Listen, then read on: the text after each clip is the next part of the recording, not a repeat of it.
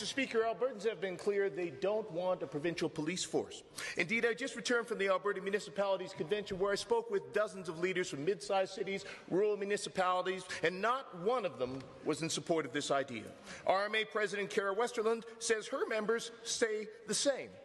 Yet the UCP continues to charge ahead, spending public money to produce a product their intended customers have already rejected.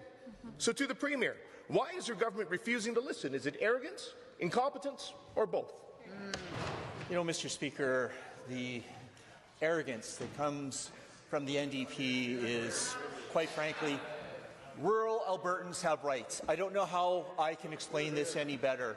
They have a right to a police service that shows up to a call when a call to service comes in.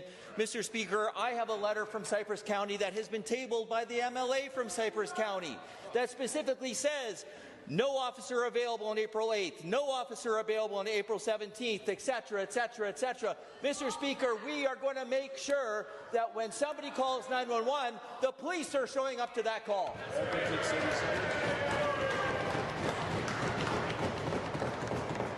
Given that rural leaders have rejected this minister's plan repeatedly, and given that the Minister for Public Safety repeatedly claims he's creating this provincial police force because the federal government plans to end contract policing in 2032, but given that at a Senate committee meeting 3 weeks ago, the federal Minister of Public Safety stated, quote, "Our expectation will be as contracts expire in 2032 to be in a position to renew. We don't anticipate reduction in services from the RCMP." To the Minister, it's never been clear. Albertans support the RCMP. RCMP will be here to support Albertans. Why does this government refuse to support either?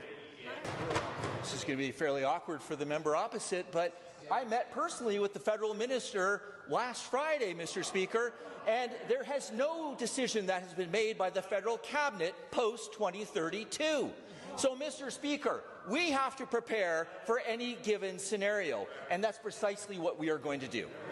Given no Albertan takes this government's word for anything, and given that this minister isn't just ignoring his supposed customers, he's ignoring his own employees, because given multiple sheriffs have told me this minister still hasn't spoken to him about his plans for his sheriff-based provincial police service. The only time they hear from him is when he tables a new bill. And given that means sheriffs with decades of service are left wondering about the future of their jobs and careers.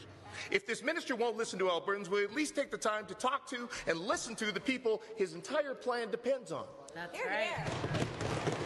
Mr. Speaker, I'm sure it's awkward for somebody who's supposed to be the critic for this particular portfolio, but there is a difference between a peace officer and a police officer, Mr. Speaker. And, Mr. Speaker, what we are doing is creating a service that is augmenting and supporting police officers in the province of Alberta, Mr. Speaker. We have people out there, they're performing police-like functions. They deserve to get paid like police officers. I do not understand why the members opposite would be opposing that.